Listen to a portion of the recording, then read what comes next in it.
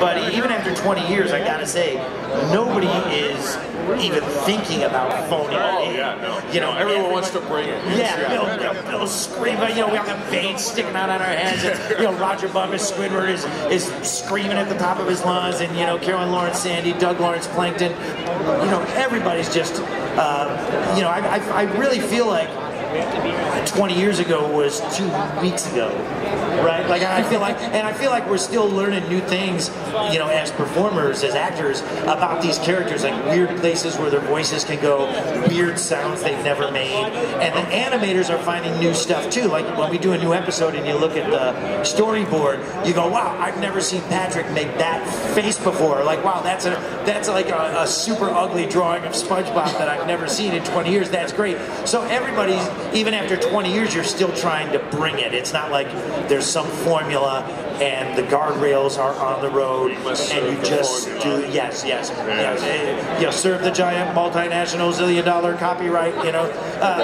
You know, nobody is thinking that way on SpongeBob, and I think that's really remarkable. Like I feel like we dodged a bullet big time, that it still feels creative, like it's this giant global entity, but it still feels artistic. When we do it, it still feels like everybody is still kind of being super right brain more than left brain, and it's it fascinates me to no end. Like just how many brains do you have? my brain is my third instrument. Well, one of my favorite episodes still, after all of the seasons, is Sailor Mouth, when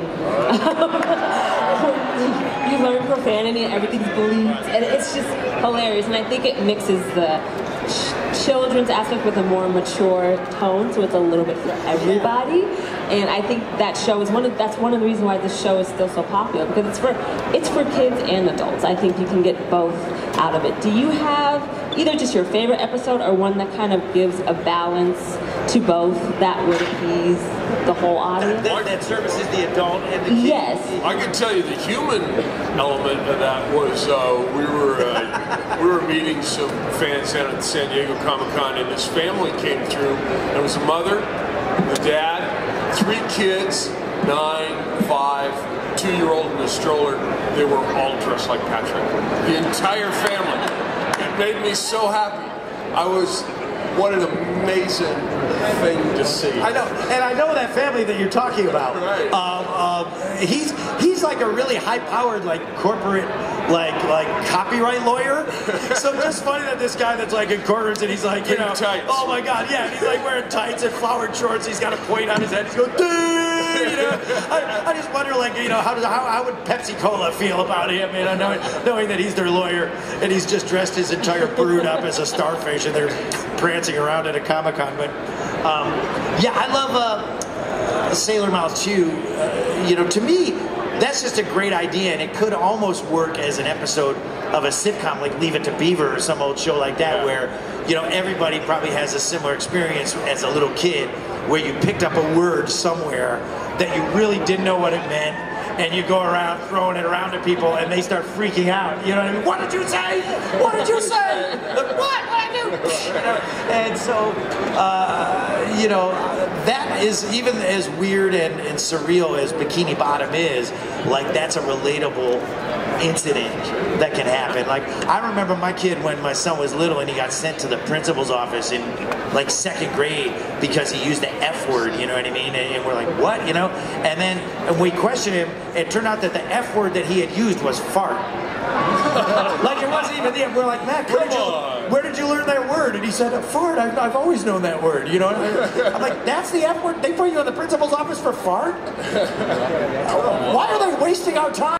They don't have to worry about a mutant writing to a pocket of a sensibility. They get to do what they really want, something that inspires them, and we have the right writers and storyboard artists, that's for sure. Yeah. They really appreciate it. And they've been on the show for a long time, you know, so like the animators and the writers are people that we know, you know, that are on the show. It's not like we never see them or it's always new people or whatever. And I think animators and storyboard people and voiceover people, we're all kind of the same. We're all the kid that got sent. We're all people that are making a living for stuff that like got us in trouble in 4th grade. You know what I mean? Like, and now we're paying them. The only reason I have a house is the stuff that got me in trouble in 4th grade. You know what I mean? Like otherwise, it's straight to the cardboard box under the bridge for me. I have no plan B. So, one thing I love about Tom is, I love it as much now as I always have. He can't say the word animators without doing this. Yeah, a little OCD. Animators, guys, just in case, animators are people who draw, okay? All right? I love it. God, I've never realized that I did that, Bill, and now I'm... Well, thanks for making me self-conscious, Patrick. That was really nice of you. So quickly, I wanted to ask you, speaking of kind of mature content, SpongeBob is now part of a huge meme culture. It's everywhere.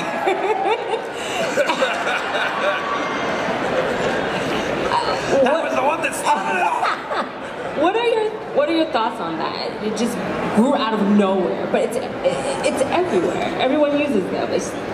What do you think about that? As a Luddite, it really strains my comprehension just to really, I can't understand it. I think it's fantastic. I think it's wonderful that people get to interact with things that amuse them in a way like that.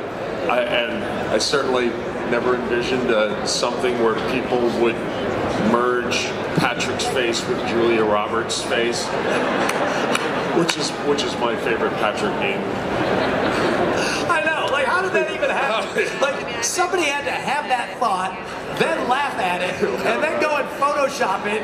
Yeah, it's a lot of trouble to make a meme. And then you got to put it out there, and then you're just hoping that other people will find it funny too. You know what I mean? I love it because the meme makers, age-wise, the people that make the memes are people that grew up on SpongeBob. So to me, it's just kind of this cool, like I'm still getting my mind around it, this cool, like beautiful cycle where people who grew up with SpongeBob in the pre-internet age now are kind of taking elements of SpongeBob and turning it into this high-tech folk art almost, and like and putting it out there, and then another part, the people that make the memes, and so the thing, and then there's another layer to this that I've noticed just at the last couple of cons I've been to, is that now they have collectible figures made from the memes.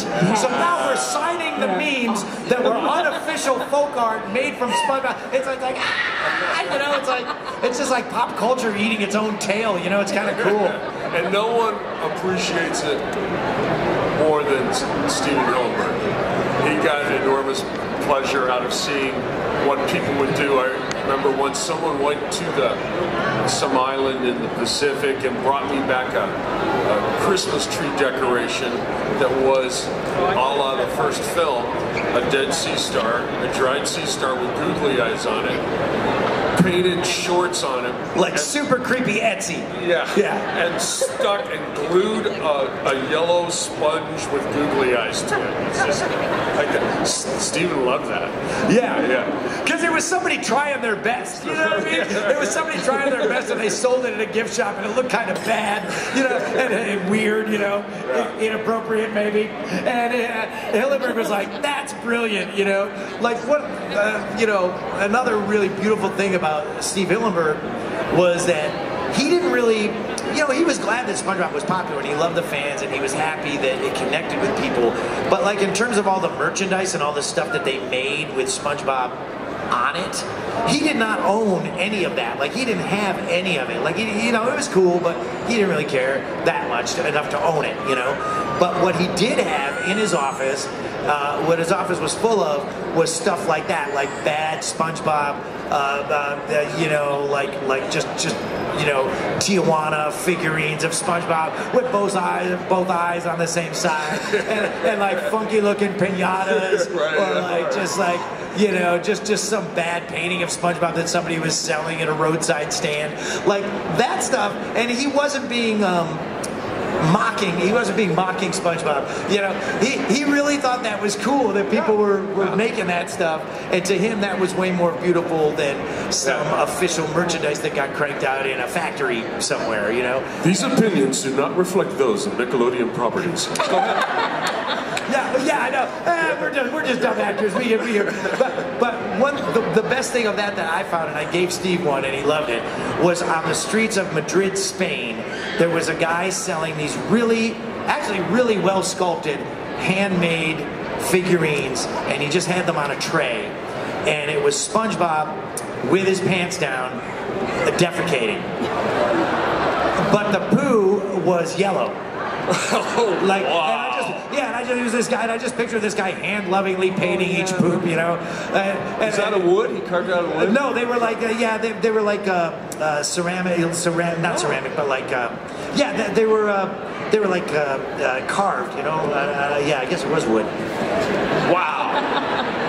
Well, I think between that and the poop was SpongeBob being part of popular culture, whenever the show ends, it shouldn't. Thank you guys. And thank you guys for coming. Thanks for keeping us employed. Thank you so much. Thanks, you guys. Thanks, you guys are awesome. That was fun, wasn't it? That was fun. Yeah, thank you.